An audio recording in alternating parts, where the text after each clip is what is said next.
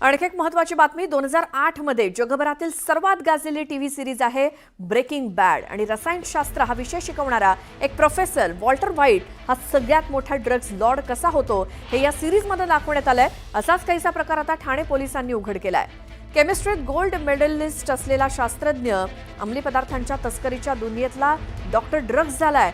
मोठमोठ्या कंपन्यांमध्ये CEO general manager पदावरती काम केलेल्या विपिन पटेलनं स्वतःची ड्रग्सची फॅक्टरी उघडली आणि एका ड्रग्स प्रकरणाचा तपास करत असताना पोलिसांच्या हाती हा सगळ्यात मोठा ड्रग लॉर्ड लागलेला आहे। या विपिनची कहाणी सुद्धा रंजक आहे। विपिन पटेल हा रसायनशास्त्राचा गोल्ड मेडलिस्ट आहे। शास्त्रज्ञ असल्यामुळे विपिनला रसायनशास्त्राचा सखोल अभ्यास आहे आणि आपल्या या ज्ञानाचा वापर त्यानं ड्रग्स बनवण्यासाठी केला। मात्र आरोपी किती हुशार असला तरी तो एक ना एक दिवस पोलिसांच्या जाळ्यामध्ये अडकतोच। असंच काहीसं या विपिन पटेल सोबत घडलं। जगभरात ज्या डॉक्टर ड्रग्सचा शोध सुरू होता त्याला अखेर ठाणे पोलिसांनी बेड्या ठोकल्या।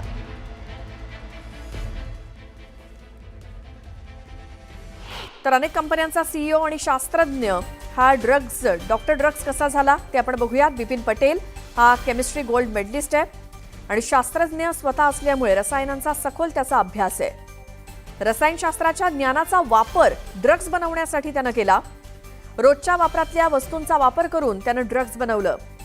अनेक कंपन्यांचा सीईओ आणि मोठ्या पदांचा फायदा केमिकल्स मिळवण्यासाठी त्यानं केला आणि फ्रीजिंग टेक्निक वापरून कमी खर्चात सर्वात उत्तम क्वालिटीचे ड्रग्स तो बनवायचा। तर हा डॉक्टर ड्रग्स पोलिसांच्या जाळ्यामध्ये कसा अडकला आपण बघूयात। मुंब्रा दत्तवाडीमध्ये देवेश कुमार शर्माला सापळा रचून पोलिसांनी अटक केली। देवेशकडनं 67 लाखांचे 336 ग्रॅम एमडी ड्रग्स जप्त करण्यात आलं। हे ड्रग्ज अयोध्येतल्या कपडा व्यापाऱ्याकडनं आणल्याचं चौकशीतनं समोर आलं आणि कपडे खरेदी विक्रीच्या बहाण्यानं पोलिसांनी कय्यूमशी संपर्क साधला। कय्यूमकडनं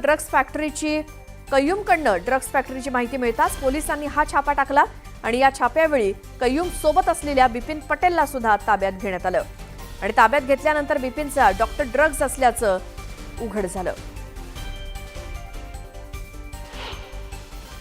स्थानिक पोलिसांच्या मदतीनं गुन्हे शाखेच्या पथकानं तिथं कायदेशीर कारवाई केली, छापा कारवाई केली, ज्याच्यामध्ये एकूण 812 ग्रॅम एमडी त्या ठिकाणी मिळून आलं 1,62,00,000 त्यामध्ये मोहम्मद युनुस हाशमी आणि बिपिन पटेल असे 2 आरोपी त्याच्यामध्ये अटक करण्यात आले।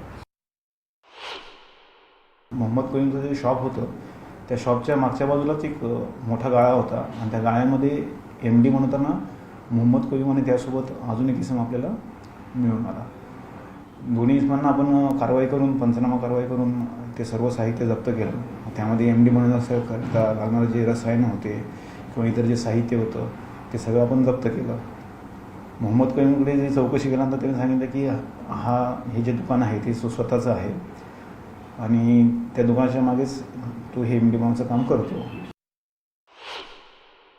तपासामध्ये मथुराची लिंक लागली होती, तिथून अयोध्येची लिंक लागली। अयोध्ये येथे आमच्या तपास पथकाने युनुस हाशमी आणि बिपिन पटेल या 2 आरोपींना ताब्यात घेतलं। त्यांच्याकडे सखोल चौकशी केली असता बिपिन पटेल हा MSc केमिस्ट्री आहे आणि त्याने ड्रग मॅन्युफॅक्चरिंगचा कारखाना त्याने सुरू केला होता।